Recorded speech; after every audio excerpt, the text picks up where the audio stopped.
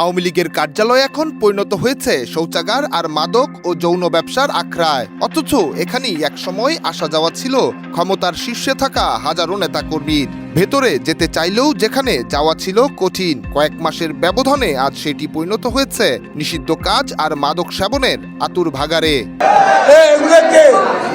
তীব্র দুর্গন্ধ, ঢোকা যাচ্ছে না আওয়ামী লীগের কার্যালয়ে। এমন পরিণতি যে কার্যালয়ে তার আশেপাশে থাকা মানুষগুলো ক্যামেরা দেখলেই সরিয়ে নিচ্ছে মুখ আর বলছে কথা বলা নিষেধ। তবে ক্যামেরার বাইরে প্রতিবেদকের সঙ্গে জানিয়েছেন এই সময়ে কি চলে আসলে গুলিস্তানের এই ভবনে। কেবল রাতে নয়, দিনের বেলাও চলে মাদক সেবন আর যৌন ব্যবসার দরদাম। বহুতল এই পোড়া ভবনের উপরে কারো থাকার কথা না থাকলেও দেখা যাচ্ছে সেখানে রয়েছেন একজন যুবক। কেবল যুবক নয়, বেশ কিছু নারীর উপস্থিতিও রয়েছে সেখানে। আর তা থাকার কারণও বেশ অনুমেয়। কি করছেন তারা?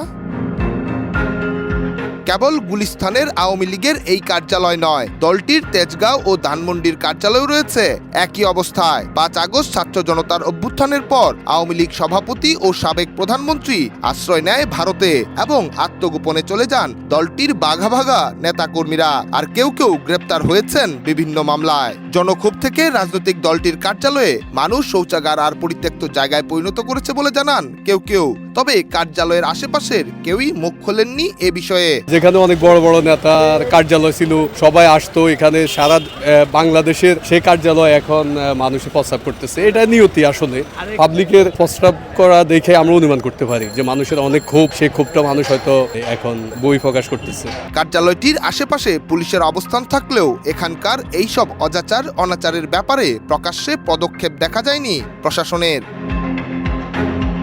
সর্বশেষ নির্বাচনের সময়ও পূর্ণ জৌলুসে ছিল আওয়ামী লীগের কার্যালয়গুলো, আর আপতজনহীন অন্ধকারে ছিল বিএনপি সহ বিরোধী রাজনৈতিক দলগুলোর কার্যালয়। সময়ের ব্যবধানে আলোকিত হয়েছে অন্য রাজনৈতিক কার্যালয়গুলো। বিপরীতে শৌচাগার, মাদক আড্ডা আর যৌন ব্যবসার নিরাপদ স্থানে পরিণত হয়েছে আওয়ামী লীগের কার্যালয়।